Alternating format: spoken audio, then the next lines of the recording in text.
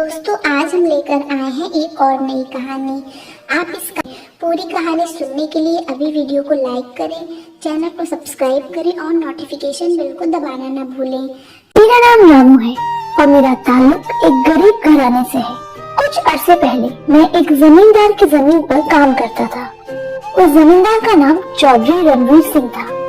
मैं उसके पास तनख्वाह पर काम करने वाला एक मामूली सा नौकर था।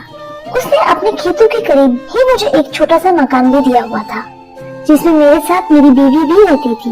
मेरी बीवी अनपढ़ थी लेकिन बहुत खूबसूरत थी। एक रात मैं खेतों में पानी देने गया। मेरी बीवी घर पर अकेली थी। जब मैं खेतों में पहुंचा तो मुझे याद आया कि टॉर्च तो मैं घर ही भूल आया हूँ। टॉर्च के बिना रात के वक्त काम करना आसान नहीं था, इसलिए मैं वापस घर आ गया और मैंने अपने घर से चौधरी को निकलते देखा तो मेरा माथा ठनक गया। मेरी गैर मौजूदगी में वह मेरे घर पर क्या करने आया है, और वो भी रात के वक्त। जब मैं घर में दाखिल हुआ, मेरी बीवी मुझे देखकर घबरा सी गई, लेकिन मैंने उसको महसूस नहीं होने दिया और टॉर्च उठाकर वापस चला गया। मेरे दिल में शक सा बैठ गया था। चौधरी तो कभी मेरी मौजूदगी में भी मेरे घर नहीं आता था, फिर मेरी गैर मौजूदगी में क्यों आया? मेरी बीवी का हुस्न मेरी आंखों में खटकने लगा। उस दिन के बाद मैं थोड़ा सावधान हो गया और अपनी बीवी पर नजर रखनी शुरू कर दी। कुछ दिनों के बाद चौधरी ने मुझे घर बुलाया और कहने लगा, रामू तुम आज ही मंडी चले जाओ। मैंने फसल का सौदा किया है, उसके पैसे लेकर कल दोपहर तक वापस आ जाना और अपने साथ एक गार्ड भी ले जाओ। पैसों की रसीद मैं तुम्हें दे देता हूँ। मैंने हुक्म सुनकर सर झुका लिया और उसी शाम मैं अपने साथ एक गार्ड को लेकर शहर की मंडी में रवाना हो गया। मेरे दिल में बार बार वह रात वाला किस्सा आ रहा था। मुझे लग रहा था कि चौधरी ने मुझे रास्ते से हटाने के लिए मंडी भेजा है, वरना इस तरह के काम मैंने पहले नहीं किए थे और न ही यह मेरा काम था, बल्कि इस काम के लिए तो चौधरी ने दूसरा बंदा रखा हुआ था। 2 घंटे के बाद हम सब्जी मंडी पहुंच गए। तब तक अंधेरे ने अपने पैर फैला लिए थे। हमने मंडी में एक मुसाफिर खाने में रात गुजारी थी।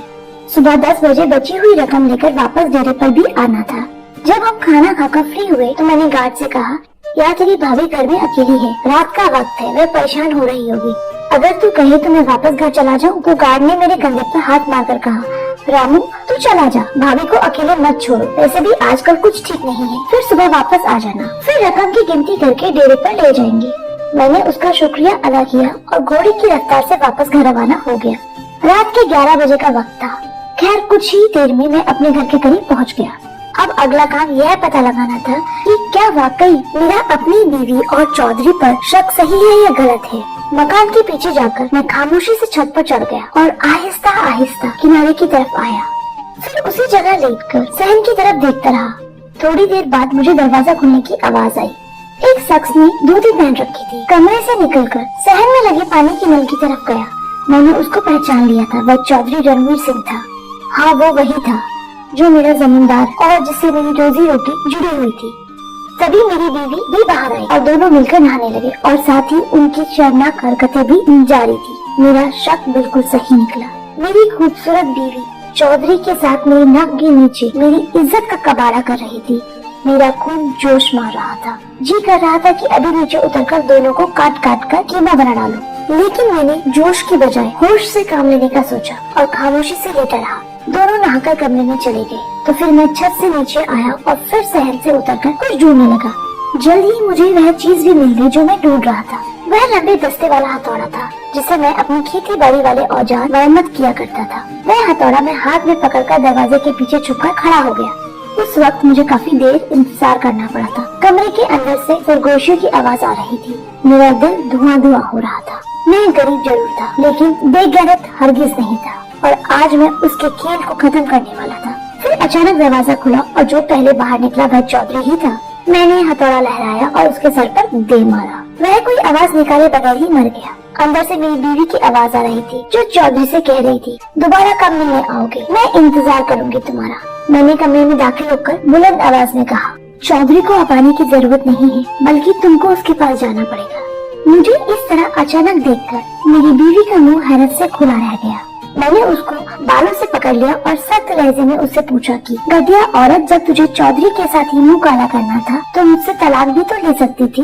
वह घबराकर बड़बड़ाने लगी और माफी मांग कर अपनी सफाई देने की कोशिश कर रही थी। हथौड़ा मेरे हाथ में था और उससे खून टपक रहा था। मैं उसको खींचकर कमरे से बाहर ले गया और घुमाकर उसको चौधरी की लाश के पास फेंका। वह बहुत डर गई और जान बख्शे की दरखास्त करने लगी, लेकिन मुझ पर खून सवार हो रहा था। मैंने उस बेवफा को आखिरी बार देखा और आंखें बंद करके हथौड़ा उठाया और उसके सर पर दे मारा और दरवाजा खोलकर तुरंत बाहर निकल गया, लेकिन हथौड़ा अभी तक मेरे हाथ में ही था। फिर मैं जल्दी से वापस मंडी की तरफ दौड़ा। रास्ते में बड़ी नहर थी, किसी को कोई सबूत ना मिले इसलिए हथौड़ा नहर में फेंक दिया और फिर जल्दी से मंडी पहुंचा। घाट सो रहा था, मैं भी चुपके से जाकर उसके पास लेट गया और सोने की कोशिश करने लगा, लेकिन ऐसे में नींद कैसे आने वाली थी। सुबह 9 बजे मैं उठकर बैठ गया। तब तक घाट भी जाग चुका था। मैं यही सोच रहा था कि मैं सुबह 7 बजे वापस आकर ही सोया हूँ। हमने फिर बैठकर नाश्ता किया। तब तक गल्ला मंडी का वो दफ्तर भी खुल गया जहाँ से हमें रकम उठानी थी। रकम की रसीद मेरे पास ही थी। रसीद दिखाकर रकम वसूल की जो 50 लाख के करीब बनती थी। फिर हम दोनों ने वापसी का सफर शुरू किया। रकम वाला थैला मेरे पास था। रास्ते में वही नहर आई जिसमें मैंने हथौड़ा फेंका था। जैसे ही नहर के पुल पर पहुंचे तो मैंने गार्ड को हल्का सा धक्का दिया और वह नहर में जा गिरा। मैंने भागना शुरू किया। जब तक कि वह नहर से बाहर निकला होगा तब तक मैं बस अड्डे पर पहुंच चुका था। 50 लाख की रकम मेरे हाथ में थी। मेरी अगली मंजिल कन्याकुमारी थी, जहाँ पर मेरी नई जिंदगी मेरा इंतजार कर रही थी, जहाँ पर ना तो इज्जतों का लुटेरा चौधरी था और न ही दिल तोड़ने वाली बेवफा बीवी थी। दोस्तों, मैं आपसे पूछना चाहता हूँ मेरे बारे में आपका क्या कहना है? क्या मैंने ये सही किया या मुझे उन दोनों को माफ कर देना चाहिए था, या फिर उनके लिए यही सजा ठीक थी?